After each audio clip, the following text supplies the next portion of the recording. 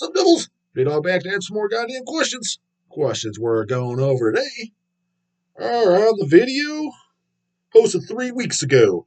This is about that piece of shit, Jesus Christ. See, that's how you introduce a song, Frozen Soul, not yo yo yo. Yeah, it was that the guy that said that was Vincent of Asheron when he was playing. He was just doing guest vocals or just helping the band out. Incantation, and I want to say had to have been after Blasphemy tour because that's when Mike was still on Blasphemy, and I believe Mike did the Blasphemy tour because I saw when I started seeing Incantation several times was on Infernal Storm tour and Blasphemy. Those are the main two ones. I mean, I've seen them on others as well, but I saw them. I think the first time was on Infernal Storm. Might have been Diabolical Conquest from the first time I saw him. Never saw him with Daniel singing, just Mike. And then after that, several other singers. I even remember there's one guy, I think he was from PA. I can't remember his name. He was doing vocals. Didn't even know who he was or what band he's from. But the time when Vincent was doing vocals, that's how he introduced. I'm pretty sure it was the song. I'm almost positive it was the title track, Blasphemy. Yeah, this next song is about that piece of shit, Jesus Christ. I was like, that's how a fucking death metal act introduces songs. And I like lingo in between songs, just because if it's just the music and they go up there and just play it, well, what the fuck? I kind of listen to that at home, right?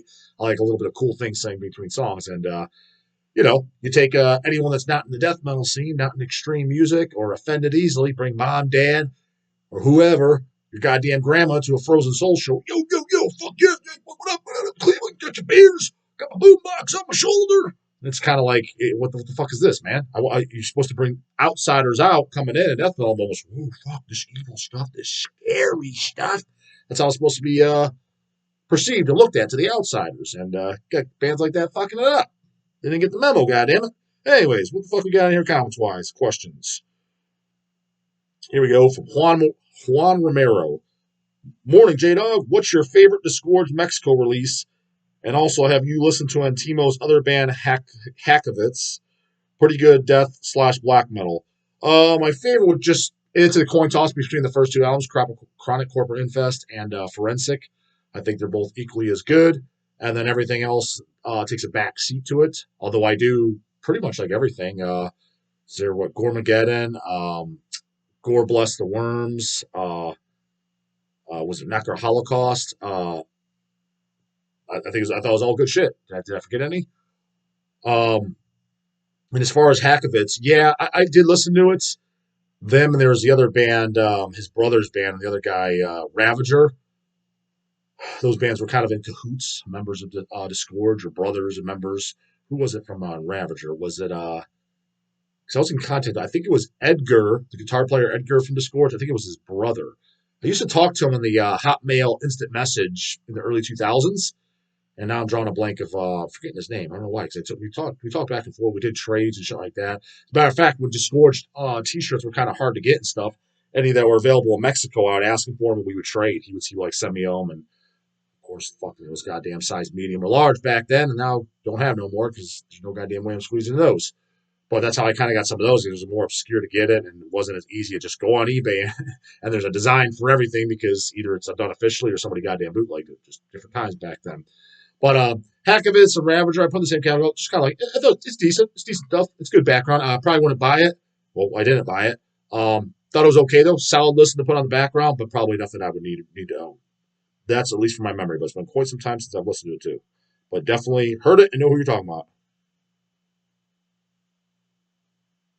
Ryan LaRock's 10. Dawn of the Dead is an odd dude. Any form of melody or keyboards in death metal is no dice. Yet he said he's a big Dungeon synth fan in an interview. The fucking brah. The fuck, brah. Yeah, I think he gets a little twisted in his ways. And like, for example, I kind of noticed when I started to think about it, I was even thought when he brought up that God dethroned is unlistenable. And as I heard the conversation, I'm like, how is it?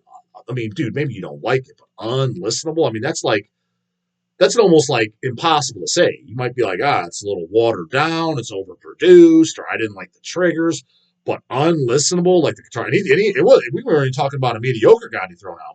I think it was Grand Grimoire he said he listened to. You listen at top to bottom, unlistenable. I find that hard to motherfucking believe. But from what I could gather from the conversation, and I wasn't going to just bring it up because then it was kind of at the time was the wrong place, wrong time. I wasn't gonna bring it up because I didn't have time. But if I was having a slight debate, I'm like, dude, the only reason you're kind of saying this, and I could kind of see it based on what his regs. He said, well, yeah, death metal keyboards aren't allowed in death metal. I think he only said that because I called it death metal.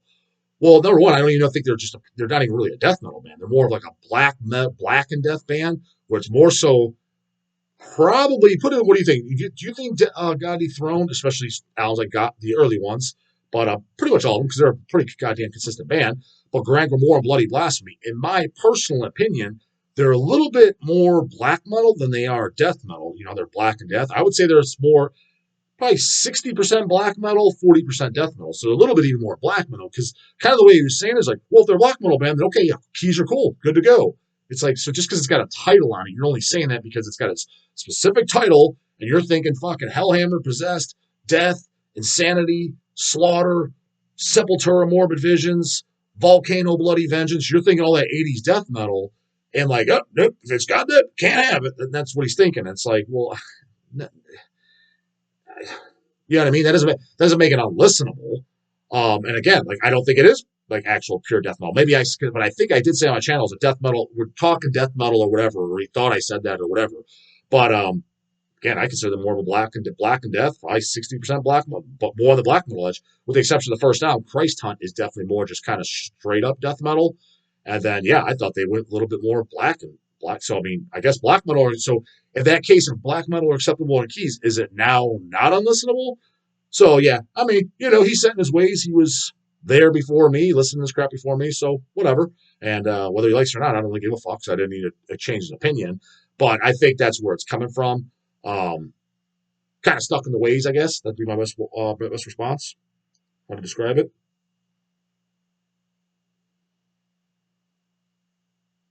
Human Brisket. Dog, the new Hell shirts look great. Fuck yeah, they do. The cannibal design, I must say so myself.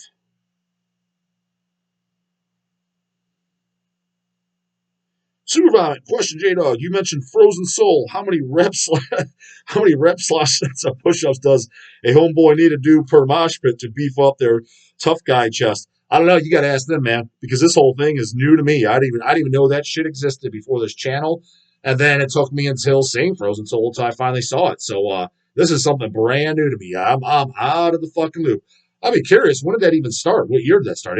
Don't tell me, oh, this was going on in 2002 during Dying Fetus. Like, fuck, it was. I never seen it.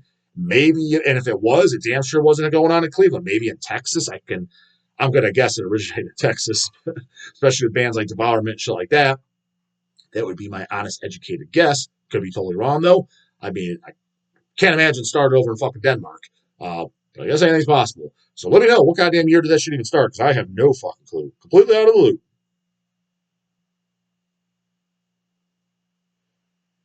Marco Rodriguez. Question, other than extreme metal, what other music genres do you like / listen to?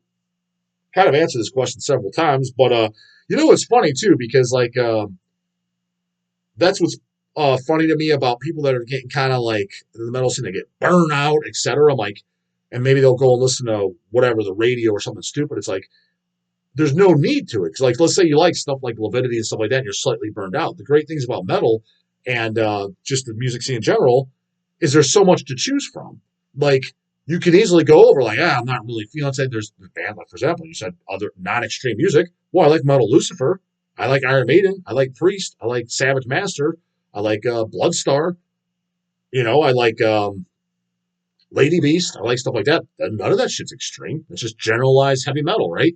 And then I like some of the wimpy ass fucking black metal, as you guys like to point out, which I'm not that you need to point out. I'm fully aware of it. The Cradle of Filth, early out, like the first five albums down. I mean, don't beat up on me too hard. I don't like some 2016 album. At least nothing I've heard I liked. So Midi album down. I think it was the fifth album. That was at 03. So that down, I like that stuff. Dave Newborger, I like the Puritanical album. I think that was around 2003 as well. 2001, 2003 was around there. That album down. I like Old Man's Child, pretty much most of their albums. There's a few later ones I don't know, but I like majority of their albums. Old Man's Child. I don't consider that extreme music by any fucking stretch. You know what's kind of funny too, and I have said that before too. And again, some of the guys saying it, the more I listen to it, they're very much accepted in the Cavalt world, the extreme metal world, and the black metal world is Goatmoon, right? Like they're kind of Cavalt tough guys like them. At least that's the image that's portrayed. The likes of them, like I don't even really consider them extreme, to be honest with you, for the most part. It's a little bit more primitive, but dude, I'm telling you they're 100% in the category as Old Man's Child for me, especially like the first early Old Man's Child albums. There's riffs out the ass and parts and some of the keys that totally sound. That's not a knock. I think that early Old Man Child shit's great. Just like I think a lot of those the Goku songs are great. Just really good fucking leads and riffs and just catchy and memorable. So it's not an insult, but I mean, I don't even really consider that stuff extreme. To me, Levidity's extreme. Last Days Humanity's extreme. Mortician's extreme. Incantation, Rochivore, Rotting, fucking that shit's fucking extreme. Devourment, Dying Fetus, that's all extreme. Carcass Recaputrefaction, Exhumed, Rodoquin, that's extreme stuff. Hemorrhage, so yeah, I think there's a lot of bands in the metal scene to choose from. There's so much, Baskin Robbins, 41 flavors, whatever the fuck it is, right? So much to choose from flavor wise to not be burned out and just go to like, I'm going to listen to fucking some bullshit like Stain, Creed, or Tool. There's no, I just don't see the need for that personally. Granted, not to say you're not allowed to like completely different music, but I'm saying the guys that get burned out and they don't listen to metal at all anymore, like, and they're making comments like, it's all the fucking same. No, it ain't. There's so much to choose from. I mean, yeah, throw on fucking Whiplash or something then too. Like you can spice it up so many different ways, There's just so damn much to choose from 2022 to basically the first fucking heavy metal record, in my opinion, was pretty much Black Sabbath, right? So 1970. We got fucking 52 years worth of fucking metal to choose from. So burn out. What are you talking about, burn out? Get lost, bro. Nothing to be burned out on. Tons to choose from. So, yeah, I like tons of other shit that's not extreme. I put me on some Sabbath, too. Sabbath ain't the least bit goddamn extreme. Not even close.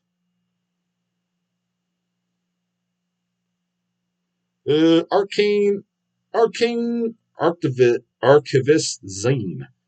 Question, what's HHB release took the longest to come out? Maybe due to missing artwork or procrastinating musician. I have a couple that pop in my mind. I don't know if I want to go out on the record and say them. I know I'll get bitched at for that. Also, are there any major HHB releases that almost happened but ended up falling through? Actually, yeah, that's kind of a 2-in-1 combo by some band that's completely popped my mind, but I will not say it because it's only going to start fucking more goddamn drama for me that I don't need on this fucking channel. We saw how the last Drama Fest went down. Woo-wee! Man, just like Leviticity. Perfect shirt. Talk about some oozing vaginal discharge in the pink panties. Fucking unbelievable. Couldn't fucking believe my eyeballs. So, I'll keep my fucking lips shut on this one. Mouth taped shut, goddammit.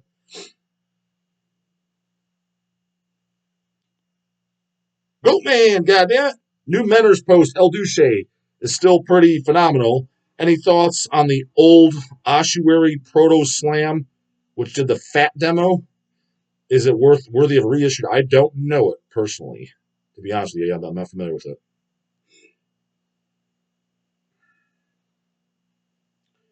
Metal Musician 6996 saw Vincent Crowley write a post about how he blew out his voice playing with Incantation. Oh, did he? I mean, he still had it when he was in Cleveland, at least, so I don't know what before that tour.